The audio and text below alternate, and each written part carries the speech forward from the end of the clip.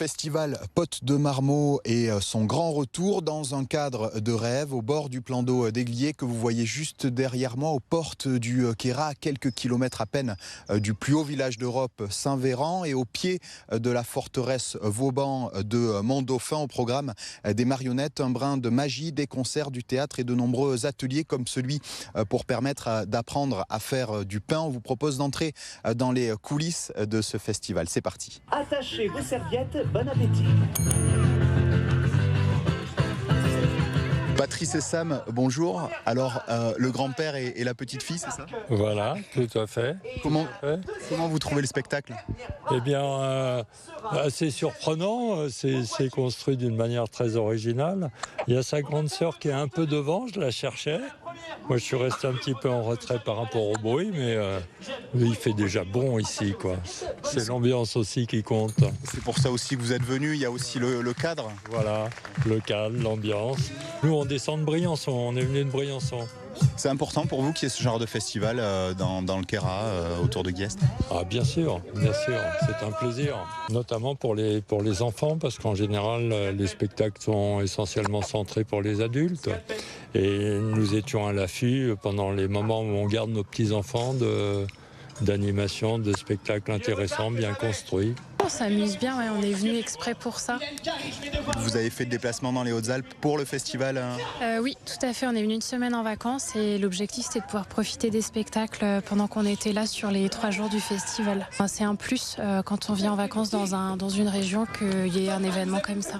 Qu'est-ce que vous en pensez de ce festival? Il y en a peu finalement dans le département, c'est le deuxième avec le Chant de Sort qui est aussi familial.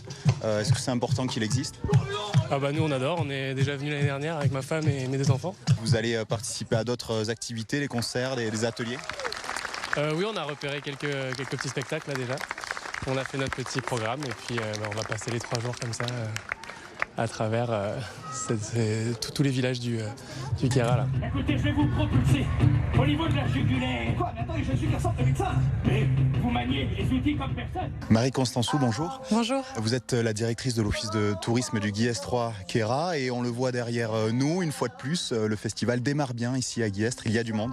Oui, on est ravis pour cette 11e édition du festival Potes de Marmot qu'on a réussi à installer à l'ombre pour pouvoir protéger les artistes et puis aussi les festivaliers dans ces fortes chaleurs. Il y a toujours beaucoup de monde, alors l'espace s'y prête, on est au bord du plan d'eau d'Aiglier, il y a de l'espace, mais qu'est-ce qui fait le secret de ce succès finalement chaque année? Il y a toujours des centaines de personnes et de familles. Oui, donc je pense que c'est la qualité de la programmation, son éclectisme aussi, qui tant sur le point de vue des spectacles, on a une programmation assez diversifiée avec des concerts, du théâtre, du clown, on a vraiment, le festival est protéiforme au niveau de sa programmation, et des ateliers où là les parents et enfants se retrouvent pour confectionner et on essaye d'avoir une programmation qui interpelle, qui fait rire, qui fait rêver, voilà, qui peut aussi procurer des émotions très différentes. Alors justement, qu'est-ce qui est au programme ce mercredi et ce jeudi, puisque le festival dure 3 jours? Oui, donc le festival a commencé mardi, se poursuit mercredi et jeudi. Donc encore une fois avec cette programmation assez différente.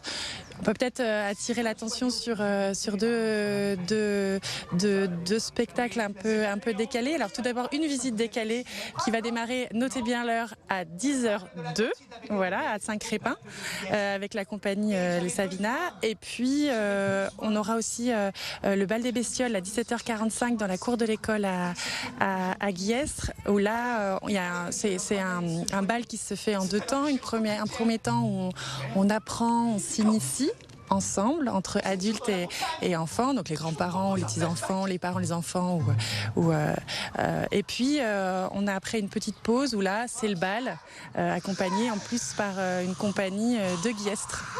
Oui, donc vous avez aussi des artistes locaux, pas seulement, mais c'est aussi l'objectif peut-être de privilégier peut-être le tissu local artistique et pas seulement artisanal, puisqu'il y a aussi un atelier de fabrication de pain avec un boulanger de Guiestre par exemple. Oui, donc c'est vrai que le festival a plusieurs objectifs. Tout d'abord, c'est de pouvoir avoir un temps fort dans l'été dédié aux enfants. C'est un festival jeune public puisqu'on est une destination qui a énormément d'offres et de services dédiés aux enfants. Donc ça nous permet de nous affirmer parce qu'on a toute une légitimité sur ce sujet-là. On a décalé depuis maintenant plusieurs années le festival à fin août. Au départ, il avait lieu autour du 15 août pour étirer la saison et encourager la fréquentation sur des semaines qui sont un petit peu plus faibles, on va dire, habituellement. Et on l'a constaté, le festival soutient la fréquentation fin août. Et puis, bien évidemment, on est l'office de tourisme, donc c'est aussi de pouvoir faire découvrir des joyaux, le plan d'eau notamment à Aiglier, ou alors d'autres éléments d'autres villages. On va découvrir aussi le village médiéval de Saint-Crépin. Et puis de faire découvrir aussi les savoir-faire locaux. Voilà. Donc on s'appuie sur des compagnies qui sont du territoire parce qu'elles sont de grande qualité. On fait aussi venir bien évidemment des compagnies de l'extérieur pour renouveler le festival et puis parce qu'on est aussi un territoire qui est ouvert sur l'extérieur. Il ne faut pas être complètement centré sur soi-même. Mais on a bien évidemment ces trois objectifs forts. Se positionner comme une destination adaptée à l'accueil des familles avec un festival jeune public, découvrir le territoire et ses joyaux et puis découvrir aussi les savoir-faire et les acteurs de notre territoire qui sont très intéressants. Une opération réussie, bravo pour ce succès. Merci beaucoup. Jérémy et Lucas, bonjour. Bonjour. Alors, c'est vous qui lancez ce festival avec ce premier spectacle, des petits plats dans les grands. Est-ce que c'est votre première fois déjà dans les Hautes-Alpes? Est-ce que ce festival, c'est sans doute la bonne occasion aussi pour vous? Votre spectacle est bien adapté aux plus petits? Oui, alors c'est un honneur pour nous de faire l'ouverture du festival. On en fait beaucoup de festivals, mais c'est vrai que je crois que la date la plus loin de chez nous, parce qu'on vient de Nantes, jusqu'alors c'était dans le Vaucluse. Voilà, vous êtes notre record de déplacement en termes... Et de hauteur aussi. Comment vous faites 50 minutes d'improvisation? Est-ce que c'est ça aussi le secret de l'humour? C'est de pas vraiment avoir vous avez un fil conducteur, mais vous vous laissez vous inspirer l'un l'autre au fil des... Sur les impros, on n'a pas forcément de fil conducteur. Déjà, on se connaît très bien. Ça fait longtemps qu'on improvise, donc on a des mécanismes, on a développé des mécanismes automatiques. Mais après, c'est le ressenti du public, c'est ce que les mots nous inspirent, c'est ce que notre partenaire nous inspire, parce qu'il y a un musicien aussi qui improvise avec nous.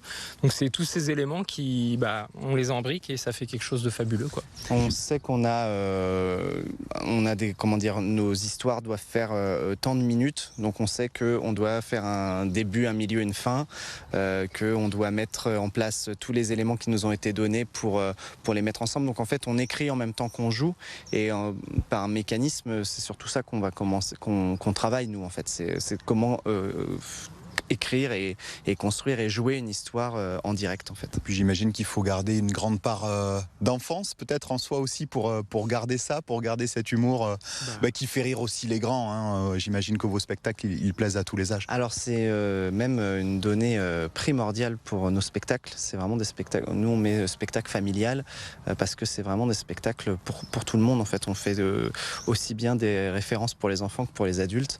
Des petits messages codés. Ça peut être des références parfois qui sont comprises par les adultes et pas forcément par les enfants. Et vice versa. Ouais. Et puis ce qu'on aime nous, c'est que les rires des uns, des adultes, entraînent le rire des autres et vice versa encore une fois. D'être là-haut, dans l'espace. Oui! De recevoir des photos de ses enfants. Voilà, vous avez un petit aperçu de ce que ça peut donner ici entre Mont-Dauphin et Guillestre. Encore 2 jours de festival, donc n'hésitez pas pour petits et grands au programme de la danse, des marionnettes, du théâtre, beaucoup de concerts également et de nombreux ateliers.